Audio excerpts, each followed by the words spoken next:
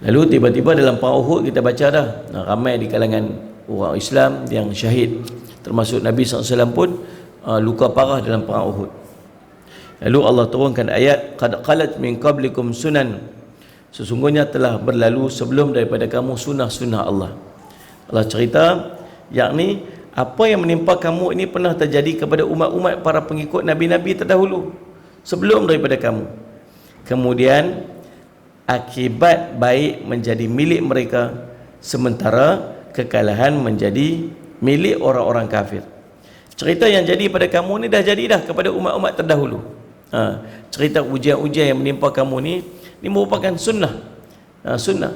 Macam kita lah dalam keadaan kita nak jadi baik, kita nak berubah jadi baik, kita nak melakukan amal ma'ruf nahi mungkar, tuan-tuan, kita akan berhadapan dengan sunnah dia. Sunnah nak melakukan kebaikan ialah kita akan berhadapan dengan ujian. Kita nak berubah jadi baik, kita akan berhadapan dengan ujian. Kita nak buat benda baik, ma'ruf nahi mungkar, amar ma'ruf nahi mungkar, kita akan berhadapan dengan ujian. Itu sunnah dia. Kalau sebab tu kata Syekh Abdul Qadir, Syekh Imam Habib Abdullah Haddad dalam kitabnya Penawar Bagi Hati, kalaulah kita melakukan amal ma'ruf nahi mungkar, kita ajak orang buat baik dan halang orang buat maksiat, tiba-tiba semua orang suka kat kita, semua orang sayang kat kita, itu menunjukkan bahawa kamu ada benda yang tak kena dengan amal ma'ruf nahi mungkar kamu. Sebab sifat ajak orang buat baik halang orang maksiat ni, dia mesti berhadapan dengan ujian, dengan fitnah, yang kata-kata manusia. Salli ala sayyidina Muhammad. Baik, tuan-tuan, Allahumma salli ala sayyidina Muhammad. Oleh kerana itu Allah berfirman, fasiru fil ardi fanzuru kaifa kana aqibatul mukadzibin. Kerana itu berjalanlah kamu di muka bumi dan perhatikanlah bagaimana akibat orang yang mendustakan, yakni rasul-rasul. Kemudian Allah berfirman, hadza bayanul linnas. Al-Quran ini adalah penerang bagi seluruh manusia. Yakni Al-Quran mengandung penjelasan terhadap perkara-perkara yang sejelas-jelasnya bagaimana keadaan umat-umat terdahulu bersama musuh-musuh mereka.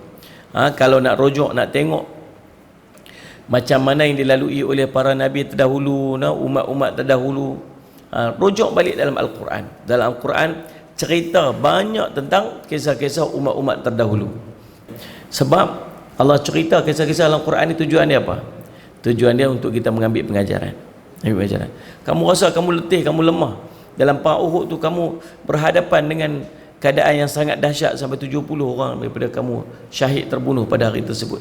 Tengok balik, baca balik dalam Quran, ambil pengajaran kisah-kisah dalam Quran. Ya Allah cerita dalam Al-Quran ni banyaknya umat-umat terdahulu yang berhadapan dengan suasana yang bahkan lebih dahsyat daripada kamu.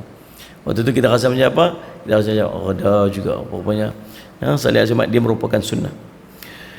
Wahudan wa mau'izah, serta dan petunjuk serta pelajaran. Yakni Al-Quran mengandung berita tentang orang-orang sebelum daripada kamu dan petunjuk bagi hati kamu, serta pelajaran bagi mencegah daripada, yakni pencegah daripada kemaksiatan dan dosa-dosa.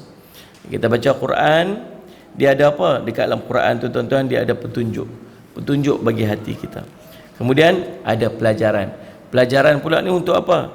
Yakni yang akan mencegah kita daripada kita melakukan kemaksiatan dan dosa-dosa di sisi Allah. Kemudian Allah pula menghibur hati-hati orang-orang beriman. Wala tahinu, janganlah kamu bersikap lemah. Yakni janganlah kamu menjadi lemah disebabkan apa yang terjadi. Jangan jadi lemah. Kita ni tuan-tuan kena ingat, saya nak pesan dekat diri saya, nak pesan pada semua-semua sahabat-sahabat Usratuna yang saya kasihi. Kita ni dalam keadaan kita nak buat kebaikan, dia ujian dia mai banyak, macam-macam ujian dia mai. Tuan-tuan kena ingat yang tu. Dia takkan jadi mudah. Syurga ni bukan murah, tuan-tuan. Syurga ni mahal. Anak-anak kita yang hafal Quran, ujian dia pun tak berhenti. Kita yang nak mengaji ni pun ujian dia tak berhenti. Supaya kita sentiasa kuat. Ujian dia mai. Tuan-tuan, ujian ni tuan-tuan, dia mai dengan tujuan Allah nak tapih kita, nak tengok siapa sebenarnya yang sabar dalam nak berhadapan dengan ujian. Benda nak bagi ni benda besar, benda mahal. Bila benda besar, benda mahal, hanya orang, bukan semua orang akan dapat. Sikit saja, qalilan. Sikit saja orang yang akan dapat kelebihan-kelebihan ni. Ramai orang tak boleh nak dapat. Dia putus asa pada pertengahan jalan. Tengah duk buat, tiba-tiba mai ujian dia putus asa, dia akan berhenti. Dan itulah yang dikehendaki oleh syaitan. Ada seorang mesej dekat saya, dia ada duduk dalam grup WhatsApp lah, grup WhatsApp kan, dia buat usrah apa sebagainya. Tiba-tiba dalam grup WhatsApp tu ada 1-2 orang yang macam mulut-mulut hebat sikit, mulut-mulut yang tak boleh jaga. Kita ni mana pun ada orang macam ni, dia sibuk aja hai orang ni kan, ni sibuk aja dia, rasa macam diri tu sempurna sangat. Jadi sibuk dengan orang-orang sebelah-sebelah dia, orang keliling-keliling dia. Jadi tuan-tuan sekalian alaihi Muhammad, jadi ada orang yang macam tu, dia tu duk terasa hati, orang tu kata aja dia terasa hati, kata kat dia, orang tu kata, dia kata hati dia, lalah mesej kat saya, Ustaz, saya tak boleh duduk dah dalam grup tu, saya nak minta diri, saya nak keluar lah.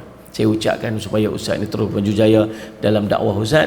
Dan ni sebenarnya grup usrah ni, kita selalu ada pertemuan, berjumpa selalu, buat program-program selalu, baca kitab. Dan dia ni di antara orang yang sangat bagi komitmen, tapi disebabkan mulut seorang tu je, dia terasa hati, dia kata, saya minta maaf, saya nak keluar pada grup ni, tak mau dah, tak mau nak tinggal pengajian ni. Saya kata pasal apa? Pasal seorang tu. Saya kata, subhanallah, punya banyak kita duduk belajar, punya banyak kita duduk ikut kuliah, dan hanya kerana seorang, satu mulut saja, kita dah nak keluar daripada kuliah ni. Banyak manfaat kita dapat, hanya kerana seorang tu saja kita keluar daripada grup ni. Maksudnya kalau ada 10 kebaikan, hanya satu saja keburukan, dan kita tinggalkan 10 kebaikan tu, dan kita pilih untuk cenderung pada satu keburukan. Siapa rugi? Kita rugi. Dan syaitan tepuk tangan lah, berjayalah. Syaitan ni tuan-tuan, dia nak kita ni keluar, dia nak kita ni berhenti, dan syaitan tak mau kita duduk dalam kebaikan. Maka dia buat apa? Dia akan patahkan hati kita ni supaya kita ni tak turis dengan kebaikan tersebut. Kalau dia tak mampu nak patahkan hati kita, ataupun tak mampu keluarkan kita daripada kebaikan tersebut, apa dia buat? Dia akan masuk melalui orang-orang yang duduk di sebelah-sebelah kita ni.